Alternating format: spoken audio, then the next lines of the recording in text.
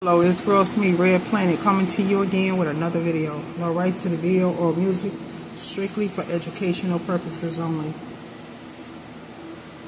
Let's get into the video, Israel.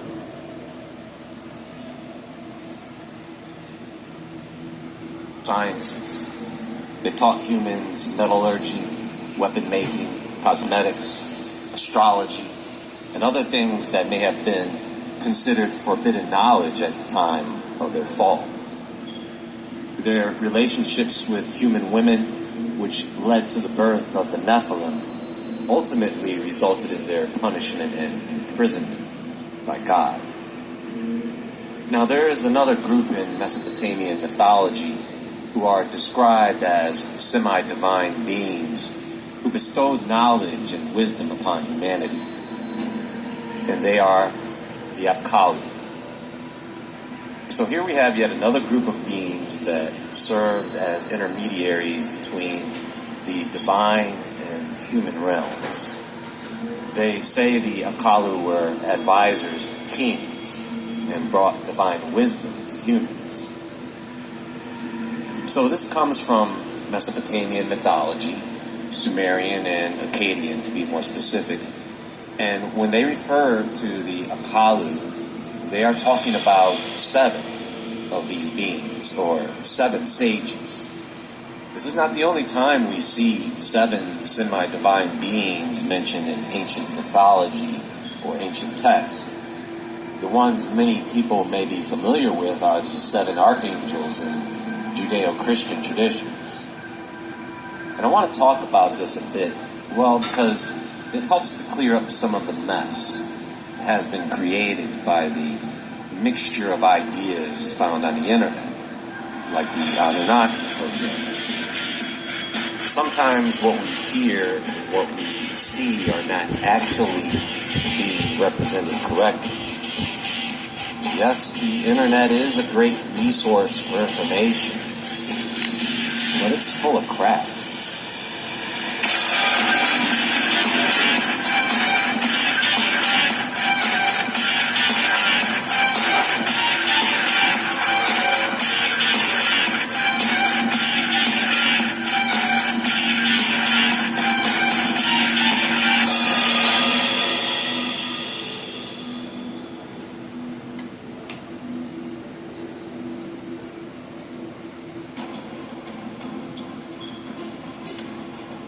The word Apkallu, which is Akkadian, or Abgal, Sumerian, the term itself is often translated to mean sage or wise one.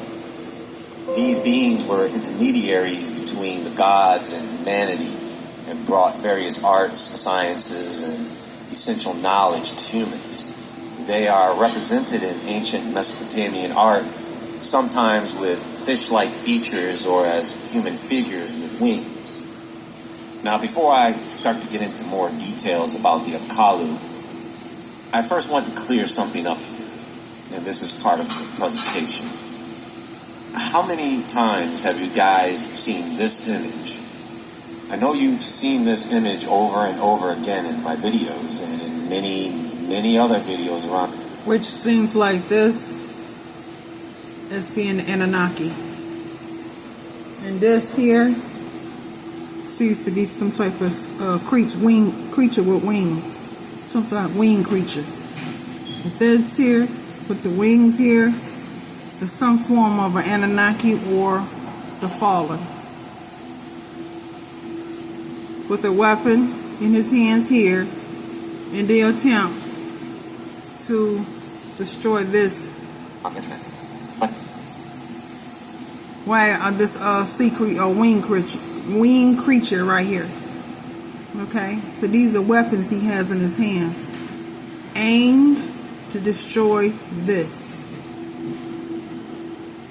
And this look like some type of spear he has as well to destroy this winged creature. This could either the Anunnaki or a fallen. Just to be clear, folks, this image almost never has anything to do with what is being discussed. So I'm going to read to you something so that you can finally know exactly what this image represents and where it came from. It's not the Anunnaki, and it's not the Apkali. The image is titled Chaos Monster and Sun God. This is a black and white crop of a full engraving plate scan from plate 5 of the work, a second series of the monuments of Nineveh, including bas-reliefs from the palace of Sennacherib and bronzes from the ruins of Nimrod.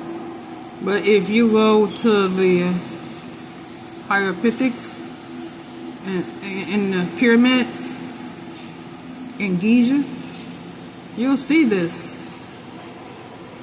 And they said this supposedly have been Anunnaki. No one actually really know what the fallen angels look like. They only show pictures of what they think it is. Okay? But this here is definitely some form of a winged creature. Because of the simple fact of wings that the creature is having, the sharp teeth, the loud, the open mouth, the claws or hands or whatever that is, fingers, yeah, look like some form of a like I said, winged creature or beast with wings. Got legs like an animal, with a tail, with wings. This here, to me, no matter what he says, looks like the Anunnakis. From drawings made on the spot during a second expedition to Assyria. The description given in the text of the work of the plate reads, Plate 5, bas-reliefs at the entrance to a small temple, Nimrod. Part of one side of the entrance near which stood the bas-relief of the king last described. The group is believed to represent the god to whom the temple was dedicated, driving out the evil spirit. On the opposite side of the doorway, the same figures were repeated. These bas-reliefs are now in the British Museum. The plate description is on page 2 of the work. The image in the book is by Faucher Good, a drawing based on the excavated bas-relief. The bas-relief was not in good condition. Now here is a quote about this image that can be found in the document Discoveries in the Ruins of Nineveh and Babylon by Layard, 1853. Okay? About 30 feet to the right or north of the Lion Gateway was a second entrance, at each side which were two singular figures. One was that of a monster whose head, of fanciful and hideous form, had long pointed ears and extended jaws, armed with huge teeth.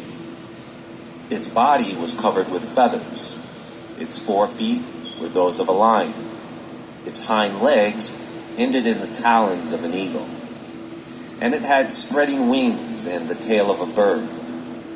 Behind this strange image was a winged man, whose dress consisted of an upper garment with a skirt of skin or fur, an underrobe fringed with tassels, and the sacred horned hat. A long sword was suspended from his shoulders by an embossed belt. Sandals, armlets, and bracelets completed his attire. He grasped in each hand an object in the form of a double trident, resembling the thunderbolt of the Greek Jove, which he was in the attitude of hurling against the monster, who turned ferociously towards him. This is the stuff your insurance company doesn't want you to know about. Have you noticed your auto insurance payments have practically doubled recently? This group appears to represent the bad spirit driven out by a good deity, a fit subject for the entrance to a temple dedicated to the god of war. The singular combination of forms by which the Assyrian sculptor portrayed the evil principle, so prominent an element in the Chaldean and afterwards in the Magian religions system cannot fail to strike the reader. So, there are at least two interpretations of what the image is or was intended to represent. Some sources interpret the image as Marduk, with a thunderbolt fighting Tiamat. Some modern sources say this is probably Anzu and Ninurta. The original gypsum wall carving from which the drawing was taken is now displayed in room 6 of the British Museum. I tell you what, I'll leave some links to more information about this in the description box below, just in case some of you are interested in learning more about this. But that is primarily it. Cool? Now that you know what this image is, when you see it plastered all over the internet, you don't have to be confused about its representation. So when you do see something like this on the internet, it's not the Anunnaki. I know, I'm guilty of this too. I do this all the time. But I want to start showing you guys accurate depictions, or at least let you know what these images really are. I just thought I would throw in this little nugget of information in there for you guys, and you can let others know what's what. But what does this have to do with the Apkallu? Well, if this is a depiction of Marduk, Marduk does have something to do with the Apkallu. Now, who exactly are the Apkallu, or the 7 sages? Well, first we have Adapa. Now, Adapa was a wise man from the ancient Sumerian city of Eridu, located in what is now southern Iraq. He was given great intelligence by Ea, or Enki, the god of wisdom. Because of this, Adapa became the hero in a famous Sumerian story about the fall of man. One day, while fishing, a powerful south wind blew Adapa into the sea. Angry, he broke the wings of the south wind, making it stop blowing. The sky god, Anu, called Adapa to explain what he had done. Enki warned Adapa not to eat or drink anything offered to him by Anu. When Adapa arrived, 2 gatekeepers, Tammuz and Mengishu, spoke up for him. They told Anu that Adapa had all wisdom and only needed immortality to become a god. Anu, having a change of heart, offered Adapa the bread and water of eternal life. But Adapa remembered Enki's warning and refused it. Because of this, humans remained immortal. Thanks, Enki. And this story was found on ancient tablets in Ashurbanipal's library in Nineveh, discovered in the 19th century. It sounds very similar to the story of Adam, but somewhat backwards. Anyway, he is a mythological figure, and some say he was the first king of Sumer. But the earliest king we actually have tangible evidence that he existed was Kish, who ruled around 2600 BCE. Ever wondered why you should get an LLC with a third party when you can do it all by yourself? Yeah, of course. Those companies want to make a profit, and this is the beauty of Taylor Brand. Now, Adapa is also Uana, or Oannes, often depicted as a fish-like being. Uana is one of the most prominent Apkallu, bringing knowledge and wisdom from the gods. Not to be confused with Dagon, of course, but they could be the same god of different cultures. It doesn't seem like the ancient Middle East can agree on anything, let alone get their stories straight. Now, the other 6 sages of the Apkallu go by different names as well, but we really don't know anything about them other than their names. They're kings of their time. So you see these depictions on the wall. This looks like a form of a I don't know what that is. A fish with the body here.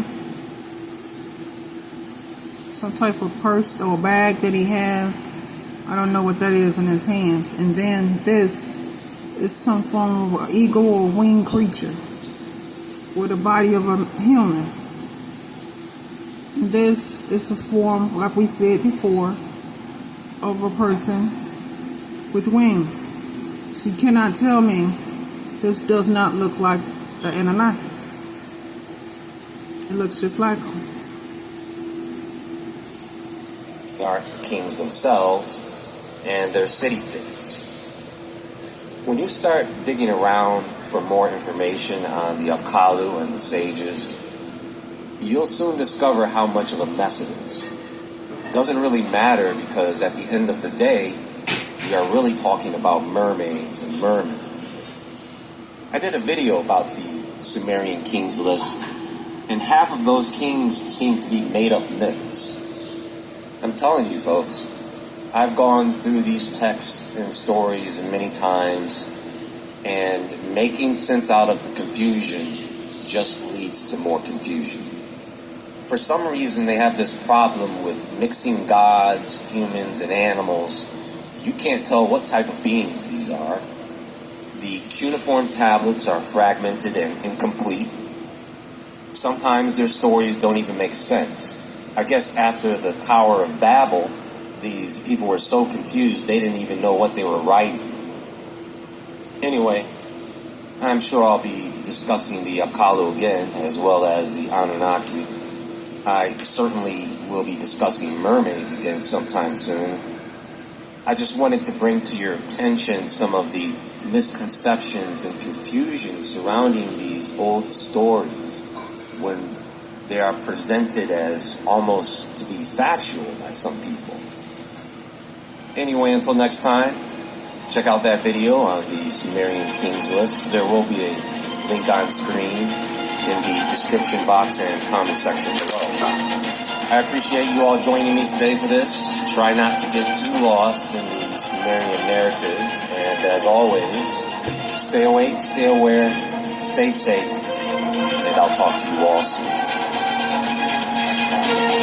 Much love, Israel.